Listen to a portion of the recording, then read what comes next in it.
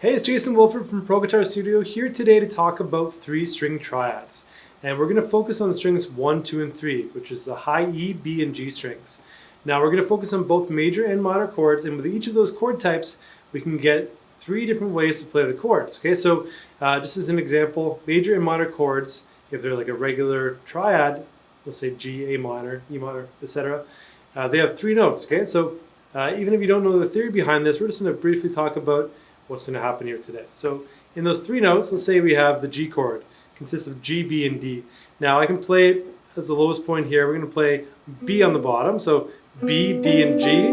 We can also play D, G, B. We can also play G, B, D.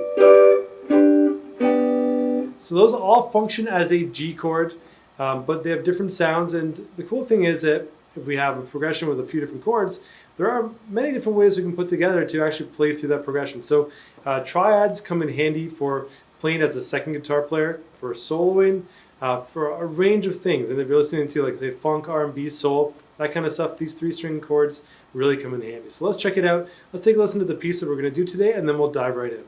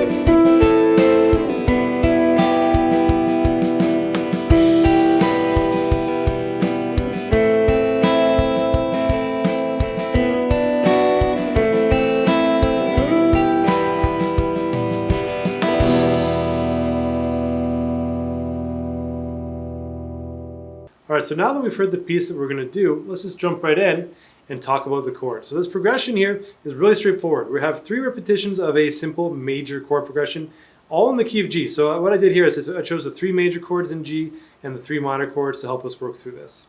And first progression is G, C, D, C, G. And I repeat that 3 times. The reason why I go through it 3 times is because there are 3 different ways to play those chords, the triads, right? So when we're playing a G chord, we have this shape, we also have this shape, and we have this shape. So because we're doing those 3 different shapes, I did 3 repetitions, okay? And it'll make more sense once we go in a little further. And we also had E minor, A minor, B minor, A minor, E minor. All right, so that is 3 times as well. And to make it really easy, when I'm going through, let's say, the G, C, and D chords, I'm going to take the same shape. Let's say this is our G shape, it's the first one, right? So I play the 3rd fret string number 1 and 2, and the 4th fret string number 3, and I'm going to move it up and down. So instead of trying to bounce between different shapes as we go through the chords, I'm going to use the same shape for all the chords. So G is, from the first string, 3, 3, 3, right? I borrow my first finger for that one. Going to C, we're going to slide up so our first finger's on the 8th fret. So 8, 8, 9. Then we're going to go up to 10, 10, 11.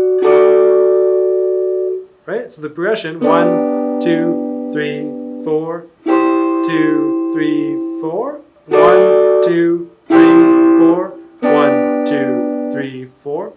I arpeggiated it in the recording, so I played string 3, 2, 1, 3, 2, 1, 3, 2, 1, 3, 2, 1. 3, 2, 1. This gives us some more flavor, right? So especially if we have chords behind it, that makes a distinct second guitar part. So that is our first layer, or first variation on the triads, right? So the second shape I'm doing is also just to let you know, the order that I'm going here is not from root inversion. I'm just going through the shapes of G, starting at the lowest point that I like to play it. So I mean, you could do an open voicing of this, but this makes sense. It's a closed voicing of the G chord, and it's in its lowest position here, right? So the second shape here is what we refer to as the second inversion of G. Don't worry too much about the theory here, but this would have been referred to as the first inversion, second inversion. All right, so we're going to play 7, 8, 7 from string 1, 2, 3. So 7, 8, 7. And then going to the C chord, we're going to play 0, 1, 0. For the D, it's going to be 2, 3, 2. Back to C. And then G, so 7, 8, 7. 0, 1, 0. 2, 3, 2. 0, 1, 0. 7, 8, 7. Right? Okay, cool. So that is our second shape. And I know I'm going through these pretty quickly, but if you're a student here, you're going to get the PDF for this. You can also ask me questions. We can go through this as deeply as you'd like. All right, so that's our second way to play through this. Third way, we start with, the, like I said, the root inversion. So we have 12, 12, 10. Then for the C chord, 5, 5, 3. A little cleaner there. And then the D is going to be 7, 7, 5. Back to 5, 5, 3. And then 12, 12, 10.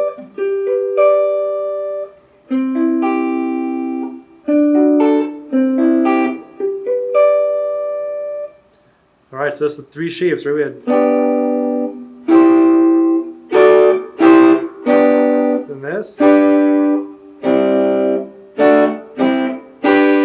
and so there's a lot of ways you can play through it. If you're playing the major chords, let's say going through a progression like that, you can mix and match those as well. But the way I have it on this lesson is just to keep you focused on one shape so it makes sense. Okay. So diving in now to the minor chord. So E minor to start off. We're going to play 0, 0, 0. Okay, so that's our E minor. G, B, E.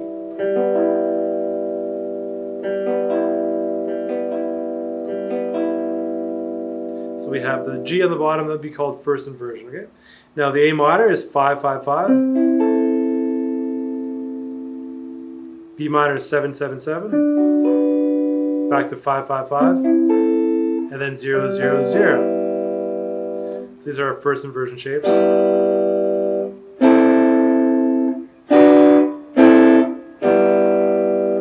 All right, second shape we're going to do looks like a D minor chord, and we're going to play 4, 5, 3. Or B, E, G. This is the second inversion, okay? So for E minor, it's 4, 5, 3. For A minor, it's 9, 10, 8. And the root note, by the way, for this one is with the ring finger there. So for all these chords, you can dive in and try to figure out where the root note is so you can sort of memorize it across the fretboard. Because these are movable. They're all movable. So 9, 10, 9, 9, 10, 8, sorry. And then we have 11, 12, 10. 9, 10, 8, 4, 5, 3.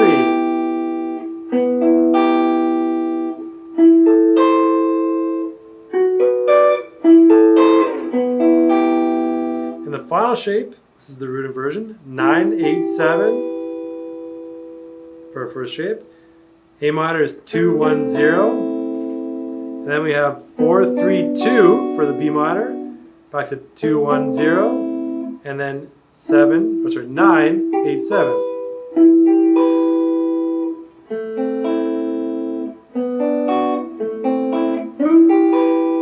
So from the beginning, E minor, A minor, B minor.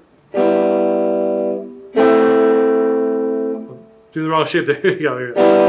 E minor, A minor, B minor, A minor, E minor. E minor, A minor, B minor, A minor, E minor. E minor, A minor, B minor, A minor, E minor. So all of those three shapes work really well. You can use them in many, many ways. You can mix and match them in so many different ways. So what I'm giving you here is just the same shape falling up and down the fretboard to help you get used to this. But once you dive in, you can play, for example, a G, C, D like this. Right? So the first shape you learned, the second or third shape you learned, and then the second shape. It really comes down to how you want to put it together. So once you learn these, when I'm playing through stuff like this, I'll make all. Really would depend on the song. A lot of times I like to make my phrases up that I'm going to use with this. But you can also use it for improvisation. So going through a progression like G, C, and D, you can actually figure out the notes that will sound good over that chord and play with it, right? That makes it a lot of fun. First step though, get you those shapes down. Let me know if you have any questions. All students here get access to the PDF, the recording, all that kind of fun stuff. But if you like this, subscribe. More lessons like this each week coming your way. We'll hit your inbox. Hit the like button, hit subscribe, and I'll see you next week. Okay? Have a great one.